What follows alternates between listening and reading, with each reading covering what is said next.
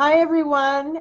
I'm Catherine L. Taylor. I'm a life coach and emotional eating expert. And today I'm doing an interview with a current client named Linda. We're going to talk a little bit about what she's learned through this process. So that's really my first question with you, Linda, is, well, let's talk first. What were your food issues when you started with me? I mean, what did it really look like? How bad was it? How long had you suffered with all of this? And how has working with me, how have the food issues changed?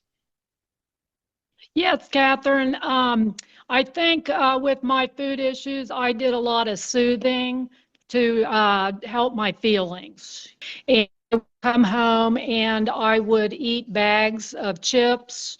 I would just soothe myself with that, with the food. And a lot of the stuff you have taught me has helped me to kind of take a breath, step back, and think about what I'm doing.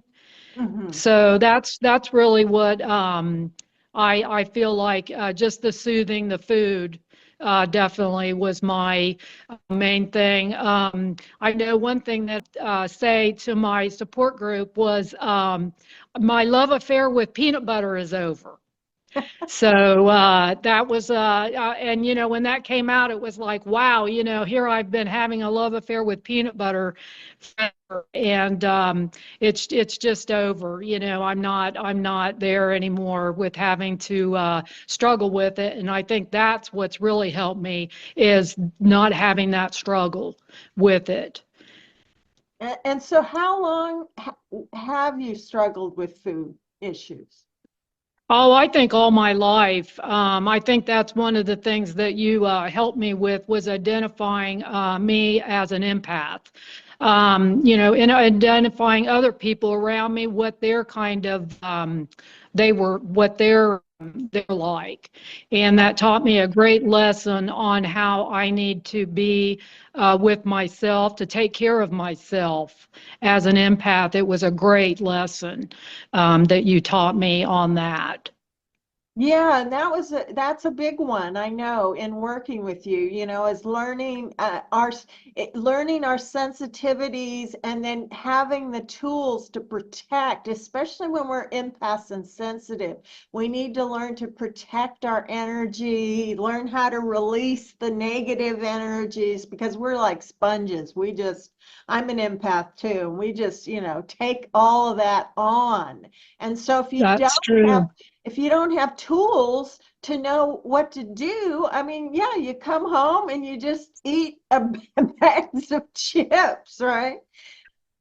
Yeah, and I don't think I'd ever had anyone identify it with me. Like we Yeah. always will go into session and talk about, everything, but there was never any identity to it. But kind of opened me up to a whole new world for myself, just to help with my anxiety. You taught me about, I need to kind of go in the bubble if I'm around people that are triggering me and let it Yeah. bounce off, not absorb it into myself. And Yeah. that's helped me so greatly with just my food. I don't have to soothe myself anymore. I've learned to take care of myself. Yeah, and there you go. That's the big one right there in learning to deal with emotional eating. It's all about learning to take care of yourself and learning some new tools because most people who are emotional eaters, they don't have the tools. Food is what they use to manage emotions and, all of that. And so, our work together has really been about learning these tools to self-soothe and having self-care and setting boundaries. I mean, because I know, you and most of us women are people pleasers. Yep. Yeah, and that's what one of the, every week you would give me a homework to do. And the one that really hit me is the evening review. Uh-huh. And, the evening review lists the feelings, thoughts, or events that came up that triggered the overeating. And then you do the event and then how you felt. And I keep this next to me and I pull it out every night after work. And I just identify, was there a trigger? Was there a problem? What are my feelings? And, the journaling helped me too, with writing down a lot of it. And also working with my inner child. My inner child work, I had never really dealt with my inner child work with my food issues. I had gone Uh-huh. in back into my inner, child work with the people, with dealing with my like siblings or, my family, but I never did it with myself with my food issues. Yeah. And that was a great, insight for me that really helped. Yeah, the inner child work that the exercises I give always have a profound effect on my clients because most of them, first of all, are out of touch, like you were, kind of out of touch with that emotional part of yourself, and that's what the inner child is. It's still alive and well, and it's the one that's usually making the food decisions. you know, and often it's like running amok So true. through your life. Yeah. But, I always say that the work really ultimately about recovering from food issues is really about becoming the loving, nurturing parent, the adult to your inner child, and becoming the best parent you may never have had, you know. Yeah, and I think that work really helped me, and it just helps me deal every day. And I think the greater thing about relationship with your food is the relationship that you have with people. And I had to really learn, and it's been difficult. I had to give up some people just to be able to help myself with my own path of this obsession with food. And it's difficult. It's hard every day, but I've learned how to safeguard myself and not have to bring all that in myself. Yes, I mean that's it, and that can be tough, when we really learn to set boundaries, that's part of setting limits, some people in our lives are toxic and they're just so triggering to us and send us right to the food. So that's a big part of it is recognizing who's nurturing in your life and who you may need to either completely cut out or at least limit your time with them because people are big triggers for us, especially if we're empaths. Yes.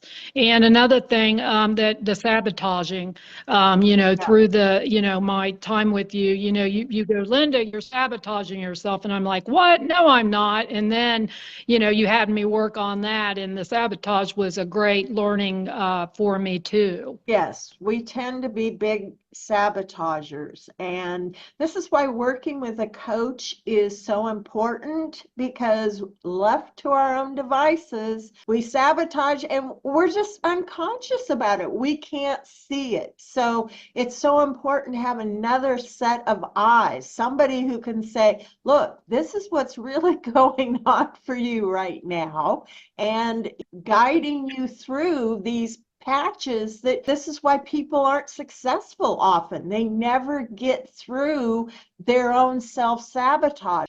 Sometimes they know they're self-sabotaging, but they just don't know how to get themselves out of these patterns. So this Yeah. is, And I've lost weight since I did it too. I've lost weight and I didn't do it intentionally, yeah, just from taking care of myself. I'm more in tune with what I want to eat with my body to take care of myself.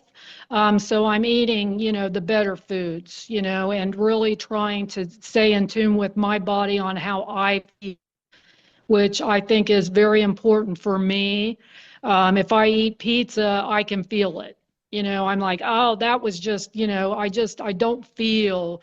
So not only is it your feelings, but it's my body, how I feel within my body on my food now too. Right. And that's really when we change our relationship with food. Yeah, it's not just about the mental stuff. It's also, how does this food make me feel? I mean, sometimes yeah, you get more in tune with yourself. You naturally want to gravitate towards those foods that make you feel good instead of bringing your energy down. Well, one thing you told me that you said is when you felt like you get up at night and you kind of want something to eat, and you said, my go-to is, and you said you had like cheese. And so what I thought was great was I came up with what I needed to go to if I did have something that was, a problem for me, or, it was the binging was going to come up. And so I came up with almonds. And so I have the little calorie bag of almonds, and I have them at work, I have them in my purse, I have them at home. And whenever I have that feeling, that's what I do is I gravitate towards that. And that really helped me because it's like you have to have a backup. You have to have this backup to be able to have, when your mind does roam, or you're going to overeat, you've got to have that backup.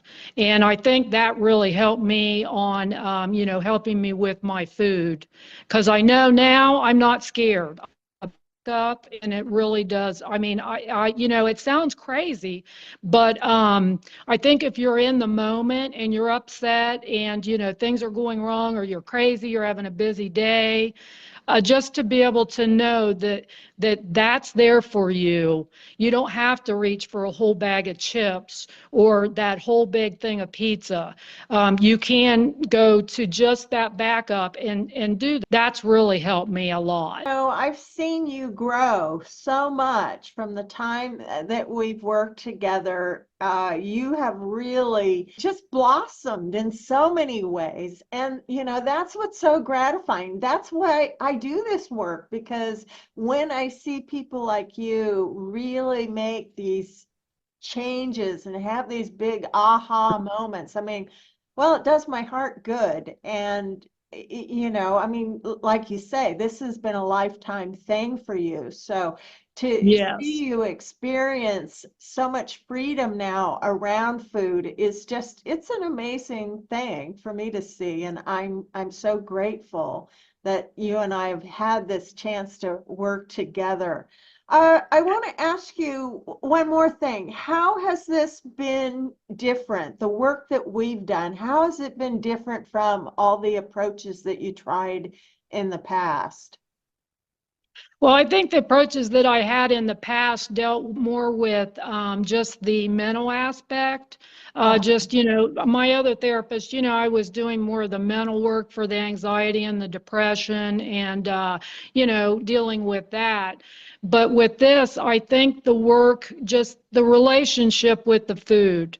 I never dealt with that with any of the other therapists, and they never really brought it up. And I think that this, just dealing with that relationship one-on-one with just the food, because it's a relationship that you grow up with, that you learn, you teach yourself, and you need to change, but you don't have the tools to do it. And I just feel like you gave me those tools to help me to do that, to do the food issue, And, it's hard work. It wasn't easy. I mean, there was times I was mad, I was angry, you're saying I'm sabotaging me. And I'm like, what? No, I'm not, like it brings up a lot, but it really, that whole relationship, it still comes back to, like you said, how you do food, the relationship with food. And it is so true because it's really freed me a lot. Now I have more room to work on other stuff in my life, and it's stuff that I'm happy for, that I can be at peace with and be at happy with myself. yes. Yeah. And ultimately, that is what this work is all about, is finding that peace within yourself.